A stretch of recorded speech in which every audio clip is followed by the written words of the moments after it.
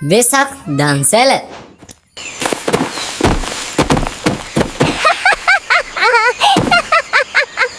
ඔන්න දුවේ පුතේ කැලෑ ගමෙත් වෙසක් දන්සලක් තියෙනවලු. වනාන්තරේ පුරා මල් පිපිලා කොරොල්ලෝ ගීත ගයන සුන්දර උදෑසනක්.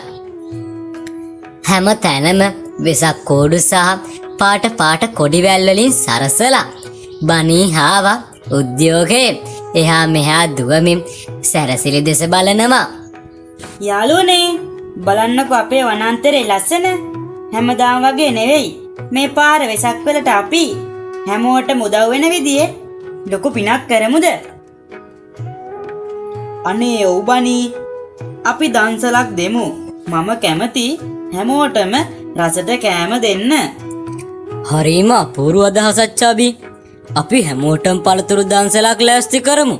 හැමෝම ආසාවෙන් කයි. මිතුරන් තිදෙනා පළතුරු සොයා වනාන්තරයේ ගැඹුරට යනවා.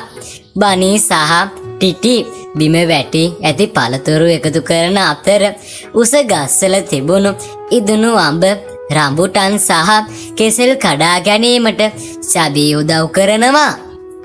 මෙන්න ටිටි මේවා හොඳට ඉදිලා. ඔයාලා පළතුරු එකතු කරන්න. මම ගිහින් තව කොහෙද පළතුරු තියෙන්නේ කියලා ඉහළට ගිහින් බලලා එන්නම්. වනාන්තරේ මං සන්ධියක කුඩා මැස්සක් ගසා පළතුරු පිළිවෙලට අසුරා තිබෙනවා. සතුන් විශාල පිරිසක් පෝලිමේ පැමිණෙනවා. බනී ටිටි සහ චබී ඉතාම කරුණාවෙන් ඔවුන්ට සංග්‍රහ කරනවා. එන්න එන්න රසවත් පළතුරු දන්සලට එන්න. හදිසි වෙන්න එපා. හැමෝටම තියෙනවා. බලන්නකො බනී කෑම බීම කාලා හැමෝම සතුටින් යන විදිය අපිටත් ලොකු සතුටක්. සෙනග අඩු වී යන මොහොතක ඈතින් නිතා හෙමින් නැවිදගෙන එන ක්‍රෝමාමා පේනවා. ඔහු ඉතා වයසක හස්තිරාජයෙක්. ඔහුගේ කකුල් වෙවුලනවා. ඇස්සල වෙහෙස පේනවා.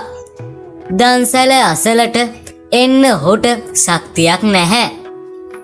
අයියෝ අර බලන්න ඩ්‍රේ මාමා එයාට ඇවිද ගන්න අමාරුයි වගේයි. අපි එයා එනකල් ඉන්න ඕනේ නැහැ. අපිම පළතුරු අරන් එයා ගාවට යමු නේද? පින් සිද්ධ වෙච්චාවේ පුතාලට. මට ගොඩක් බඩගිනි වෙලයි හිටියේ. මේ අවුහේ දන්සල ගාවට එන්න මට ශක්තියක් තිබුණේ නැහැ. ඔබලාගේ මේ කරුණාව මට ලොකු හයියක්. අද තමයි මගේ ජීවිතේ සතුටුම දවස. දන්සල දුන්නා වගේම ඩ්‍රේ මාමාට උදව් කරන්න ලැබීම තමයි අපිට ලැබුණු ලොකුම පින.